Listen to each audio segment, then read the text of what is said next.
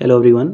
हम लोग घटना चक्र की करंट अफेयर्स की एक सीरीज को कंप्लीट कर रहे हैं, जिसके अंतर्गत हम लोग जनवरी 2024 से लेकर अप्रैल 2024 तक के जितने भी करंट अफेयर्स हैं घटना चक्र की मैगजीन में, उन सारे करंट अफेयर्स को हम लोग कंप्लीट करने वाले हैं। तो हम लोगों ने स्टार्ट किया हुआ है जनवरी 2024 के महीने से।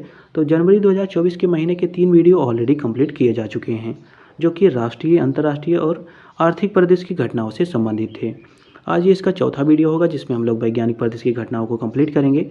इसके बाद 2 वीडियो और आ रहेंगे, जो कि इन्वायरमेंट इकोलॉजी और खेल परिदृश्य की घटनाओं से संबंधित होंगे। उसके बाद जो जनवरी महीने का करंट अफेयर्स होगा वो पूरी तरह से कंप्लीट कर लिया जाएगा।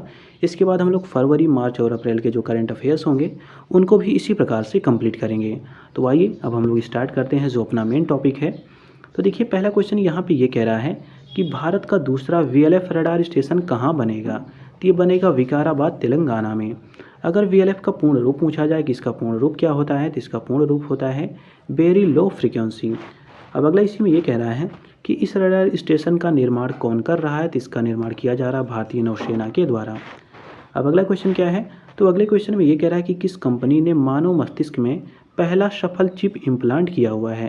तो इस कंपनी का नाम है न्यूरालिंक। अब अगला क्वेश्चन क्या कह रहा है, तो अगले क्वेश्चन में ये कह रहा है कि न्यू स्पेस इंडिया लिमिटेड, जिसको हम लोग NSIL कहते हैं, इसने कह रहा है किस देश की सैटेलाइट लॉन्च कंपनी के साथ सहयोग समझौते पर हस्ताक्षर किया हुआ है। तो ये फ्रांस के साथ इसने सहयोग समझौते पर हस्ताक्षर किया हुआ है।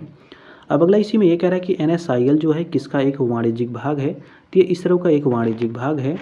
अगला क्वेश्चन ये कह रहा है कि जो MOU हुआ है, मतलब जिसको हम लोग कहते हैं कि समझौता हुआ है, किस कंपनी के साथ हुआ है। तो ये है एरियन स्पेस कंपनी, जो कि फ्रांस की कंपनी है। अगले क्वेश्चन में कह रहा है कि किस देश ने कॉल्टन खनिज, इसकी खोज की हुई है। तो ये जो खोज है वो केन्या के द्वारा की गई है। अगला इसी में ये कह रहा है कि जो कॉल्टन खनिज है इसका उपयोग कहाँ पे किया जाता है। तो इसका जो यूज है वो इलेक्ट्रॉनिक्स के जो उत्पाद होते हैं उनको बनाने में इसका यूज किया जाता है। अब अगला क्वेश्चन ये कह रहा है कि हाल ही में किस नाम से पौधे से प्रेरित रोबोट विकसित किया गया है। तो इसका नाम है फिलोबॉट। अगले क्वेश्चन में कह रहा है कि हाल ही में किसने X-59 क्वेस्ट सुपरसोनिक जेट का अनावरण किया है। तो ये किया गया है नासा के द्वारा। अगला क्वेश्चन इसी में ये कह रहा है कि नासा ने इस प्रायोगिक विमान को किसके सहयोग से विकसित किया हुआ है। तो इसमें सहयोग लिया गया है लॉकहीड मार्टिन का। अगले में कह रहा है भारत का पहला ग्राफीन केंद्र, जिसका नाम है India innovation centre for graphene, ये किस राज्य में शुरू किया गया है। इसको शुरू किया गया है केरल राज्य में। कहाँ पे शुरू किया गया है, केरल राज्य में इसको शुरू किया गया है। अगला इसी में ये कह रहा है कि इसकी जो शुरुआत है किस मंत्रालय के साथ मिलकर की गई है। तो इसकी जो शुरुआत है वो इलेक्ट्रॉनिक्स और सूचना प्रौद्योगिकी मंत्रालय, जो कि भारत सरकार के अंतर्गत काम करती है, इसी के साथ मिलकर इसको स्टार्ट किया गया है। अब अगला क्वेश्चन क्या है, तो देखिए अगले क्वेश्चन में ये कह रहा है कि किसने भारतीय अंतर्राष्ट्रीय विज्ञान महोत्सव, जिसको हम लोग IISF 2023 के नाम से जानते हैं, इसमें कह रहा है युवा वैज्ञानिक सम्मेलन का उद्घाटन किसके द्वारा किया गया है। तो ये उद्घाटन किया गया है किरण रिजिजू के द्वारा। अब अगला इसी में ये कह रहा है कि जो IISF है इसका जो ये कौन सा संस्करण था जिसका आयोजन किया गया है, इसका आयोजन कहाँ पर किया गया है, मतलब जो ये संस्करण आयोजित किया गया है इसका आयोजन कहाँ पे हुआ था। तो इसका आयोजन हुआ था फरीदाबाद, हरियाणा में। अब अगला क्वेश्चन ये कह रहा है कि हरियाणा के मुख्यमंत्री, जिनका नाम है मनोहर लाल खट्टर, इन्होंने कहाँ पर साइंस सिटी विकसित करने की घोषणा की है। तो इन्होंने जो गुरुग्राम फरीदाबाद में है वहाँ पे इन्होंने साइंस सिटी विकसित करने की घोषणा की हुई है। अब अगला इसी में कह रहा है कि ये जो साइंस सिटी बनेगा ये कितने एकड़ में साइंस सिटी को विकसित किया जाएगा। तो ये 50 एकड़ ज़मीन में इसको विकसित किया जाएगा। अगला क्वेश्चन ये कह रहा है कि एक देश की एक स्टार्टअप कंपनी है जिसका नाम है बीटा बोल्ट। मतलब बीटा बोल्ट क्या है, तो ये एक देश की स्टार्टअप कंपनी है, बेसिकली जो चीन की स्टार्टअप कंपनी है। इसने कह रहा है कि इसने एक न्यूक्लियर बैटरी को बनाया हुआ है। किस देश की कंपनी है ये पूछा जा रहा है। ये जो बीटा बोल्ट है ये चीन की कंपनी है, इसने एक न्यूक्लियर बैटरी को विकसित किया हुआ है। अब इसके बारे में ये कहा जा रहा है, इसकी खासियत ये है कि अगर इस बैटरी को एक बार चार्ज कर दिया जाएगा तो लगातार 50 वर्षों तक इसको चार्ज करने की आवश्यकता नहीं पड़ेगी। ये लगातार ऊर्जा प्रदान करती रहेगी 50 सालों तक। तो ये इसकी ये खासियत है।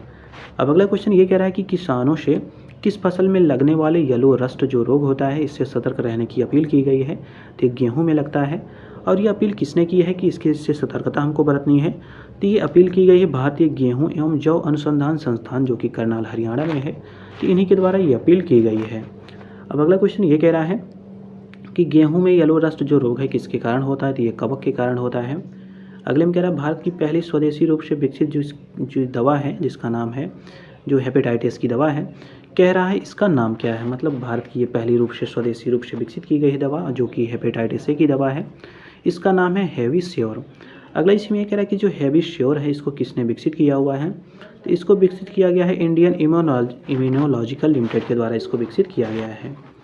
अब अगले में कह रहा है कि centre of excellence in intelligent internet of things sensors और India innovation centre for graphene का शुभारंभ कहाँ पे किया गया है, तो ये किया गया है कोच्चि केरला में। अब अगला क्वेश्चन क्या है, तो देखिए इसी में ये कह रहा है कि इसका शुभारंभ किसने किया है, जिसका उद्घाटन कोच्चि केरला में किया गया है, तो इसका उद्घाटन किया गया है MS कृष्णन के द्वारा, जो कि सचिव हैं इलेक्ट्रॉनिक्स और IT मंत्रालय के अंतर्गत। अगला इसी में कह रहा है कि इसरो का मुख्यालय कहाँ पर है, तो ये बेंगलुरु में है जो कि कर्नाटका में है। अगला क्वेश्चन ये कह रहा है कि किस देश के लूनर, जिसका नाम है एक्सकर्शन व्हीकल 2, जिसको हम लोग लीव 2 के भी नाम से जानते हैं, ये कह रहा है चंद्र रोवर, ये जो चंद्र रोवर है इसने चंद्रमा पर लैंडिंग की हुई है, तो ये है जापान का। मतलब अगर पूछा जाए कि LEV-2 ये है क्या, तो ये एक चंद्र रोवर है जो कि चंद्रमा पर लैंडिंग करेगा और ये है जापान देश का। अगला क्वेश्चन ये कह रहा है कि जापान चांद पर लैंड करने वाला कौन सा देश बन गया है, तो ये 5वां देश बन गया है जिसने जापान, मतलब जो जापान है वो 5वां देश ऐसा बन गया है जिसने चंद्रमा पर लैंड किया हुआ है। अगला इसी में ये कह रहा है कि जो लीव 2 है इसको किस उपनाम से भी जाना जा रहा है, तो इसको मून स्नाइपर के नाम से जाना जा रहा है। अब अगला क्या कह रहा है, तो देखिए अगले क्वेश्चन में ये कह रहा है कि iSTEM द्वारा कौन सी परियोजना शुरू की गई है, तो इसका नाम है श्रमवेसा। इस परियोजना का क्या नाम है, इसका नाम है श्रमवेसा। अगले में कह रहा है iSTEM किसकी पहल है, तो ये प्रधान वैज्ञानिक सलाहकार भारत सरकार के कार्यालय की एक पहल है। अगला ये कह रहा है कि जो श्रमवेसा परियोजना है किस संस्थान ने इसको शुरू किया हुआ है, तो इसको शुरू किया गया है भारतीय विज्ञान संस्थान बेंगलुरु के द्वारा। अगला ये कह रहा है कि iSTEM का विस्तृत रूप क्या होता है, तो ध्यान दीजिएगा जो iSTEM है इसका विस्तृत रूप होता है भारतीय विज्ञान प्रौद्योगिकी और इंजीनियरिंग सुविधा मानचित्र, तो ये इसका पूर्ण रूप है। अगले में कह रहा है किस विश्वविद्यालय के वैज्ञानिकों ने निपाह वायरस हेतु पहला मानव वैक्सीन परीक्षण शुरू किया है, तो ये किया है ऑक्सफोर्ड विश्वविद्यालय UK ने। अब अगला ये कह रहा है कि जो ऑक्सफोर्ड विश्वविद्यालय है इसके द्वारा वैक्सीन का नाम क्या है, तो इसका नाम है ChAdOx1 निपाह वी, तो ये इसका नाम है। अगला क्वेश्चन ये कह रहा है कि भारत में निपाह वायरस का पहला मामला किस राज्य में देखा गया था, तो ये केरल में देखा गया था। अगला इसी में ये कह रहा है कि निपाह किससे प्रसारित होने वाला एक जूनोटिक वायरस है, तो ये चमगादड़ से फैलता है। अगला क्वेश्चन ये कह रहा है कि किस विश्वविद्यालय के शोधकर्ता ने जल शुद्धिकरण हेतु नैनो पाउडर विकसित किया हुआ है, तो ये विकसित किया गया है केरल विश्वविद्यालय के द्वारा। इसी में ये कह रहा है कि इस नैनो पाउडर के ऊर्जा का स्रोत क्या है, तो इसकी ऊर्जा का स्रोत है सूर्य का प्रकाश। अब अगला क्वेश्चन ये कह रहा है कि किस देश ने ठोस ईंधन प्रणाली पर आधारित हाइपरसोनिक मिसाइल का टेस्ट करने का दावा किया है, तो ये किया है उत्तर कोरिया ने। अगले में कह रहा है नासा ने अपने आर्टेमिस 3 जो मिशन है इसको कब तक के लिए स्थगित कर दिया है, तो ध्यान दीजिएगा आर्टेमिस जो 3 है ये किसका है मिशन, तो ये नासा का मिशन है। इसे स्थगित करने का प्रस्ताव रखा गया है 2026 तक। अगला इसी में कह रहा है कि इस मिशन का उद्देश्य क्या है, तो इस मिशन का उद्देश्य है कि जो चंद्रमा का दक्षिणी ध्रुव है वहाँ पर मानव को भेजा जाए। अब अगला देखिए अगले में क्या कह रहा है, तो अगला क्वेश्चन ये कह रहा है कि DRDO ने कहाँ से नई पीढ़ी की आकाश मिसाइल का सफलतापूर्वक उड़ान परीक्षण किया है, तो ये किया है चांदीपुर उड़ीसा से। अगले में कह रहा है SARS-CoV-2 इसके कह रहा है वर्तमान में सभी स्ट्रेन के खिलाफ टीकों को किस संस्थान के द्वारा विकसित किया गया है, तो ये विकसित किया गया भारतीय विज्ञान संस्थान बेंगलुरु के द्वारा, जिसको हम लोग IISc बेंगलुरु कहते हैं। अब अगला इसी में ये कह रहा है कि इस टीके की प्रमुख विशेषताएं क्या हैं, तो इसको सामान्य ताप पर इसको रखा जा सकता है, मतलब सामान्य ताप पर रख रखाव की इसमें सुविधा होगी, इसकी ये प्रमुख विशेषता है। अब अगला क्वेश्चन ये कह रहा है कि किस देश ने खुफिया जानकारी एकत्रित करने के लिए एक सैटेलाइट को लॉन्च किया हुआ है, तो ये किया हुआ है जापान ने। अगर पूछा जाए इस सैटेलाइट को किस रॉकेट से लॉन्च किया गया है, तो रॉकेट का नाम है S2A। अगर पूछा जाए इस सैटेलाइट से कह रहा है किस देश की सैन्य गतिविधि पर नज़र रखी जाएगी, तो जो उत्तर कोरिया की सैन्य गतिविधि है उसी पर नज़र रखी जाएगी। अगला क्वेश्चन ये कह रहा है किस देश ने उपग्रह आइंस्टीन प्रोब को लॉन्च किया हुआ है, तो ये लॉन्च किया गया है चीन के द्वारा। अगला इसी में कह रहा है ये उपग्रह किस रॉकेट से लॉन्च किया गया है, तो इसको लॉन्च किया गया है लॉन्ग मार्च 2C के द्वारा, मतलब ये जो रॉकेट है इसी के द्वारा इसको लॉन्च किया गया है। अब अगले में ये कह रहा है कि नासा द्वारा लॉन्च जिसका नाम है पेरेग्रीन मिशन फर्स्ट, ये कह रहा है चंद्रमा की सतह पर किस जगह उतरने वाला था, तो ये जो साइनस विस्कोसिटेसियस है जगह सिटेसिस है यहीं पर ये उतरने वाला था। अगला क्वेश्चन इसी में ये कह रहा है कि किस कारण से यह मिशन असफल हो गया, तो ये प्रणोदन जो प्रणाली है इसमें खराबी आ गई थी, इसलिए जो ये मिशन था ये असफल हो गया था। अब अगले में कह रहा है भारत के पहले तनावरोधी पहनने योग्य डिवाइस का निर्माण किसने किया है, तो ये किया है ग्लोबल स्पेस टेक्नोलॉजी लिमिटेड के द्वारा इसका निर्माण है वो किया गया है। इस डिवाइस का क्या नाम है, तो इसका डिवाइस का नाम है गोरोगा। क्या नाम है इसका, गोरोगा इसका नाम है। अब अगला देखिए, अगले में ये कह रहा है, इसी में कह रहा है कि इस डिवाइस के सॉफ्टवेयर को किस पहल के तहत विकसित किया गया है, तो मेक इन इंडिया जो पहल है उसी के तहत इसको विकसित किया गया है। अब अगले में ये कह रहा है किस जलपोत से अंटार्कटिका के लिए 43वें भारतीय वैज्ञानिक अभियान को रवाना किया गया है, तो इसका नाम है MV वासिली गोलोविन, तो ये इसका नाम है। अब अगला देखिए, अगले क्वेश्चन में ये कह रहा है, इसी से संबंधित इसमें कह रहा है कि इस अभियान में भारत के अलावा और किन देशों के वैज्ञानिक को शामिल किया गया, तो इसमें मॉरिशस और बांग्लादेश के जो वैज्ञानिक हैं उनको भी शामिल किया गया है। अगले में कह रहा है प्रोबा 3 किस स्पेस एजेंसी का मिशन है, तो ये यूरोपीय अंतरिक्ष एजेंसी जिसको हम लोग ESA कहते हैं, इसका मिशन है। इसी में कह रहा है कि प्रोबा 3 मिशन कब लॉन्च किया जाएगा, तो ये वर्ष 2024 में ही लॉन्च किया जाएगा। अब अगला क्वेश्चन क्या है, तो ये कह रहा है जो लॉन्च किया जाएगा प्रोबा मिशन, ये मिशन कौन लॉन्च करेगा, तो ये लॉन्च किया जाएगा इसरो के द्वारा। और इस मिशन का उद्देश्य क्या है, तो इस मिशन का उद्देश्य है 144 मीटर लंबे जो सौर कोरोनाग्राफ है इसका निर्माण कैसे हुआ है, इसी का अध्ययन करना है। अब अगला क्वेश्चन ये कह रहा है कि कहाँ के वैज्ञानिकों ने ग्रेफीन से पहले कार्यात्मक सेमीकंडक्टर का निर्माण किया है, तो ये किया है जॉर्जिया तकनीकी संस्थान USA के द्वारा। अब अगला देखिए, अगले में ये कह रहा है कि ग्रेफीन किसका अपर रूप होता है, तो ये कार्बन का अपर रूप होता है। ग्रेफीन विद्युत का क्या होता है, तो ये सुचालक होता है, मतलब इसमें करंट फ्लो होती है। अगले क्वेश्चन में कह रहा है किस देश ने अनिल नामक ईंधन विकसित किया हुआ है, तो ये विकसित किया हुआ है संयुक्त राज्य अमेरिका ने। अगला इसी में ये कह रहा है कि यह किस ईंधन का संयुक्त मिश्रण है, तो ये यूरेनियम और थोरियम का मिश्रण है। अगले में कह रहा है जो अनिल है इसका पूरा नाम क्या है, तो इसका नाम है advance nuclear energy for enriched life, तो ये इसका पूर्ण रूप है। अब अगला क्वेश्चन इसी में ये कह रहा है कि इसका नाम किस भारतीय वैज्ञानिक के नाम पर रखा गया है, तो डॉक्टर अनिल काकोडकर के नाम पे इसका रखा गया है, मतलब इसका नाम जो है वो डॉक्टर अनिल काकोडकर के नाम पे रखा गया है। अगला क्वेश्चन ये कह रहा है किस देश ने नासा के लूनर गेटवे स्टेशन में अपनी भागीदारी की घोषणा की है, तो ये की है संयुक्त अरब अमीरात ने। अगले में कह रहा है लूनर गेटवे स्टेशन को कब लॉन्च करने की संभावना है, तो ये लॉन्च होगा वर्ष 2025 के आसपास। अब अगले में कह रहा है लूनर जो गेटवे स्टेशन है इसके अन्य भागीदार देश कौन कौन से हैं, तो ये है अमेरिका, जापान, कनाडा और यूरोपीय संघ। अब अगला इसमें ये कह रहा है कि यह किसकी परिक्रमा करने वाला छोटा अंतरिक्ष स्टेशन होगा, तो ये चंद्रमा की परिक्रमा करने वाला एक छोटा सा स्टेशन होगा। अगले में कह रहा है गेटवे स्टेशन नासा की किन योजनाओं के लिए महत्वपूर्ण घटक होगा, तो ये चंद्रमा, मंगल और आगे के लिए जो गहन अंतरिक्ष मिशन होंगे जिनके तहत हम लोग अंतरिक्ष में गहन मिशन करेंगे, मतलब अन्वेषण करेंगे, तो उनमें ये हेल्प करने वाला है। अब अगला ये कह रहा है कि किसने डायरेक्ट टू सेल क्षमता से लेस स्टारलिंक उपग्रह लॉन्च किया है, तो ये लॉन्च किया है SpaceX के द्वारा। इसी में कह रहा है कि यह अंतरिक्ष में किसकी तरह काम करता है, तो ये सेलफोन टावर की तरह ये काम करता है। अगले में कह रहा है हाल ही में खबरों में रहा रूजीपेव तकनीकी जो है, रूजीपेव जो टेक्नोलॉजी है ये क्या है, तो ये अधिक ऊंचाई तथा शून्य से नीचे तापमान पर बिटुमिनस वाली सड़क का निर्माण करने की ये क्या है, ये तकनीकी है। अब अगला देखिए अगले में क्या कह रहा है, तो देखिए अगले क्वेश्चन में ये कह रहा है ये जो तकनीकी है इसका तकनीकी का यूज कहाँ पे किया गया है, मतलब उपयोग कहाँ पे किया गया है, तो इसका यूज किया गया है अरुणाचल प्रदेश में। और इस तकनीकों को किसने विकसित किया है, तो ये किया गया है केंद्रीय सड़क अनुसंधान संस्थान के द्वारा इसको विकसित किया गया है। अगले में कह रहा है किसने संयुक्त रूप से कैंसर रोधी दवा का उत्पादन बढ़ाने हेतु एक पौधे की कोशिका को संशोधित किया है, तो ये किया है IIT मद्रास और IIT मंडी के द्वारा। अगले में कह रहा है कैंसर रोधी दवा का नाम क्या है, तो इसका नाम है कैप्टोथेसिन। क्या नाम है इसका, कैम्प्टोथेसिन इसका नाम है। अगला इसी में ये कह रहा है कि यह दवा किस पौधे से बनाई गई है, तो ये बनाई गई है नाथोपोडाइटस निमोनियाना के द्वारा इसको बनाया गया है, मतलब जो ये औषधि है इसको बनाया गया है नाथोपोडाइटस निमोनियाना पौधे के द्वारा इसको बनाया गया है। अगले में कह रहा है केंद्रीय मंत्रिमंडल ने किस मंत्रालय की पृथ्वी विज्ञान योजना की मंजूरी दी है, तो ये है पृथ्वी विज्ञान मंत्रालय की योजना है जिसको मंजूरी दी गई है। अगले इसमें कह रहा है कि केविन ने इसके लिए कितने रुपए की मंजूरी दी है, तो ये दी गई है मंजूरी 4,797 करोड़ रुपए की मंजूरी दी गई है। और इस योजना की अवधि क्या है, तो ये है 2021 से 2026 तक। अगले क्वेश्चन में ये कह रहा है कि किसने अंतरिक्ष में विद्युत पैदा करने वाले ईंधन सेल का सफल परीक्षण किया है, तो ये किया है इसरो ने। इसमें कह रहा है इस ईंधन सेल की तकनीकी का नाम क्या है, तो इसका नाम है पॉलीमर इलेक्ट्रोलाइट झिल्ली ईंधन सेल, तो ये इसका नाम है।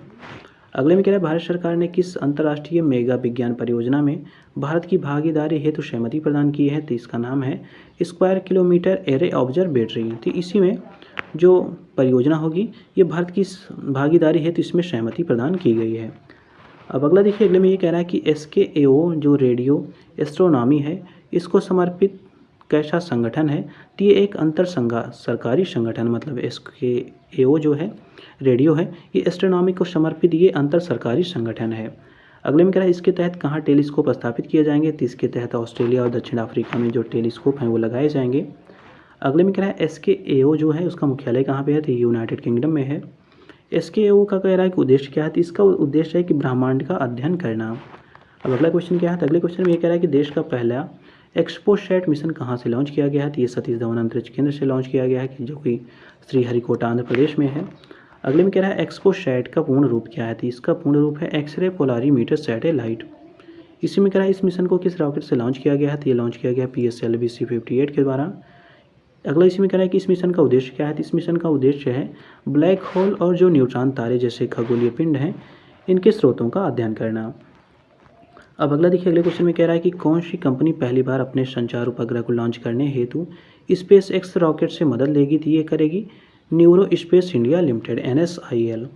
अब अगला देखिए, अगले में कह रहा है कि NSIL कौन सा उपग्रह लॉन्च करेगा, तो ये GSAT-20 को लॉन्च करेगा। अगला इसी में कह रहा है कि यह संचार उपग्रह कब लॉन्च किया जाएगा, तो ये वर्ष 2024 में लॉन्च किया जाएगा। अगला इसमें कह रहा है कि किस रॉकेट से ये उपग्रह लॉन्च किया जाएगा, तो ये Falcon 9 जो रॉकेट है इससे ये लॉन्च किया जाएगा। अब अगला इसी में कह रहा है कि जो NSIL है किसकी वाणिज्यिक शाखा है, तो ये इसरो की वाणिज्यिक शाखा है। अगले में कह रहा है इसे किस वर्ष भारत सरकार की पूर्ण स्वामित्व वाली कंपनी के रूप में स्थापित किया गया था, तो इसको किया गया था वर्ष 2019 में। अब अगले क्वेश्चन में ये कह रहा है कि कौन से दो देश जो हैं अंतर्राष्ट्रीय स्पेस स्टेशन है तो क्रॉस फ्लाइट प्रोग्राम को विस्तार देने पर सहमत हुए हैं, तो ये हुआ है रूस और USA। अब अगला इसी में ये कह रहा है कि इस समझौते के तहत ISS पर संयुक्त रूप से कब तक फ्लाइट भेजी जाएगी, तो ये वर्ष 2025 तक भेजी जाएगी। अगले में कह रहा है कि रूस और अमेरिका की क्रमशः कौन सी संस्थाएं इस प्रोग्राम को आगे बढ़ाने पर सहमत हुई हैं, तो ये रॉसकॉस्मॉस और जो नासा है इसको आगे बढ़ाने पर सहमत हुए हैं। अब अगले में कह रहा है साइबर सुरक्षा शोधकर्ताओं ने किस नए मेलवेयर के बारे में चेतावनी जारी की है, तो इसका नाम है कमिलियन ट्रोजन। क्या नाम है इसका, कमिलियन ट्रोजन इसका नाम है। ये क्या है, ये एक मेलवेयर है। अगला कह रहा है कि यह मेलवेयर एंड्रॉयड डिवाइसेस के महत्वपूर्ण सूचना कैसे चुरा सकता है, तो ये बायोमेट्रिक प्रमाणीकरण को अक्षम करके क्या कर सकता है, जो वहाँ की सूचनाएं हैं उनको ये चुरा सकता है। अब अगले में कह रहा है फीस्ट सॉफ्टवेयर को किसके द्वारा विकसित किया गया है, तो ये विकसित किया गया है विक्रम साराभाई अंतरिक्ष केंद्र के द्वारा।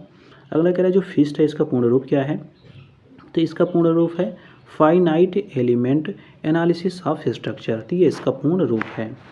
अब अगला इसी में कह रहा है कि इस सॉफ्टवेयर का मुख्य कार्य क्या है, तो इसका कार्य है संरचनात्मक और ऊष्मा हस्तांतरण विश्लेषण का काम करना, तो ये इसका काम है। अब अगले में कह रहा है एपोफिस जो क्षुद्रग्रह है इसके अध्ययन के लिए एक मिशन किसके द्वारा लॉन्च किया गया है, तो नासा के द्वारा लॉन्च किया गया है। इसका नाम है एपोफिस क्षुद्रग्रह, मतलब इसी के अध्ययन के लिए एक जो मिशन है उसको लॉन्च किया गया है नासा के द्वारा। अब कह रहा है अगला इसी में इसके लिए ओसिरिस रेक्स यान का नामांतरण किस रूप में किया गया है, तो इसको अब ओसिरिस एपेक्स के नाम से जाना जाएगा। मतलब पहले इसको ओसिरिस रेक्स के नाम से जाना जाता था, लेकिन इसको अब एपोफिस क्षुद्रग्रह के अध्ययन के लिए भेजा जा रहा है, तो इसका नाम बदल दिया गया है। अब इसका नाम ओसिरिस एपेक्स के नाम इसका कर दिया गया है, मतलब जो ओसिरिस एपेक्स है अब इसका नया नाम होगा। अब अगले में कह रहा है इस क्षुद्रग्रह को किस नाम से जाना जाता है, तो इसको गॉड ऑफ चाओस के नाम से जाना जाता है। अब अगले में कह रहा है कहाँ के शोधकर्ताओं की एक टीम ने पौधे की वृद्धि में बढ़ावा देने में सक्षम जीवाणु की खोज की है, तो ये खोज की गई है विश्व भारती विश्वविद्यालय के द्वारा। अगले में कह रहा है इस जीवाणु का नाम क्या रखा गया, तो इसका नाम रखा गया है पेंटोइया टैगोरिस का नाम रखा गया है। अगले में कह रहा है इस जीवाणु का नाम जो है किस व्यक्ति के नाम पर रखा गया है, तो ये रविन्द्रनाथ टैगोर के नाम पर इसका नाम रखा गया है। अगले में कह रहा है विश्व भारती विश्वविद्यालय कहाँ स्थित है, तो ये पश्चिम बंगाल में है। अगले में कह रहा है क्वेश्चन में कि आसमान में दुर्लभ ध्रुवीय समतापमंडलीय जो बादल होते हैं ये कहाँ देखे गए हैं, तो ये स्कॉटलैंड और उत्तरी आयरलैंड में देखे गए हैं। अगला कह रहा है कि जो PSCs हैं जिनको हम लोग दुर्लभ ध्रुवीय समतापमंडलीय बादल कहते हैं को और किस नाम से जाना जाता है, तो इसको नेक्रियस क्लाउड्स या मदर ऑफ पर्ल के नाम से जाना जाता है। अगला कह रहा है कि इन बादलों के निर्माण हेतु आवश्यक तापमान कितना होना चाहिए, तो ये होना चाहिए 0 से 78 डिग्री सेंटीग्रेड नीचे होना चाहिए। अब अगला क्वेश्चन ये कह रहा है कि किस देश ने दुर्लभ भूतत्व प्रसंस्करण प्रौद्योगिकी के निर्यात पर प्रतिबंध लगाया है, तो ये लगाया है चीन ने। अगले में क्या है, दुर्लभ भूतत्व कितने धात्विक तत्वों का समूह है? तो ये 17 धात्विक तत्वों का समूह होता है, जिसको हम लोग रेयर मेटल कहते हैं, मतलब जिसको दुर्लभ धातु कहते हैं। ये 17 तत्वों का संयोजन होता है, यह उसका समूह होता है। अगले में क्या है, किसने 3D printed rotating detonation rocket engine का सफलतापूर्वक परीक्षण किया है? तो ये नासा ने परीक्षण किया हुआ है। यह परीक्षण कहाँ पे किया गया है? तो ये Marshall Space Flight Center Alabama America में इसका परीक्षण किया गया है। अगले में क्या है, हाल ही खबरों में रहा AS-24 किलीजॉय जो है वो क्या है, ये बताना है। तो ये है हाइपरसोनिक मिसाइल है। अगले में इसी में कह रहा है कि रूस ने इस मिसाइल का इस्तेमाल किस देश पर आक्रमण हेतु किया है? तो ये किया है यूक्रेन पर। अब अगला कह रहा है कि हाइपरसोनिक जो मिसाइल होते हैं कम से कम कितने मैक की गति से उड़ान भर सकते हैं? तो ये 5 मैक की गति से उड़ान भर सकते हैं। अगले क्वेश्चन में कह रहा है भारत की किस अंतरिक्ष वेधशाला ने सब सेकेंड एक्सरे बस्ट का पता लगाया है? तो ये लगाया है एस्ट्रोसैट ने। अब अगला इसी में कह रहा है कि इसका स्रोत क्या है? तो ये अत्यंत शक्तिशाली चुंबकीय क्षेत्र वाला एक नया और विशिष्ट न्यूट्रॉन तारा है। अब अगला कह रहा है अत्यंत शक्तिशाली चुंबकीय क्षेत्र वाला न्यूट्रॉन तारे को क्या कहा जाता है? तो इसको मैग्नेटर कहा जाता है। ध्यान दीजिएगा क्या कहा जाता है, मैग्नेटर क्या है? तो ये अत्यधिक शक्तिशाली चुंबकीय क्षेत्र वाला ये न्यूट्रॉन तारा होता है। अब अगले में कह रहा है एस्ट्रोसैट का जो प्रक्षेपण है कब किया गया था? तो ये किया गया था वर्ष 2015 में। अगले में कह रहा है इसका प्रक्षेपण किसने किया था? तो इसका प्रक्षेपण किया था इसरो ने। तो इस प्रकार हम लोगों ने जो साइंस एंड टेक्नोलॉजी से संबंधित क्वेश्चन दिए गए थे, विज्ञान और प्रौद्योगिकी से संबंधित, उसको हम लोगों ने कंप्लीट कर लिया। अब इसके बाद 2 सेगमेंट और बचेंगे, उसके बाद जो जनवरी का करंट अफेयर्स होगा वो टोटली कंप्लीट हो जाएगा। उसके बाद हम लोग फरवरी, मार्च और अप्रैल के करंट अफेयर्स को कंप्लीट करेंगे। तो मिलते हैं अगले वीडियो में एक नए टॉपिक के साथ।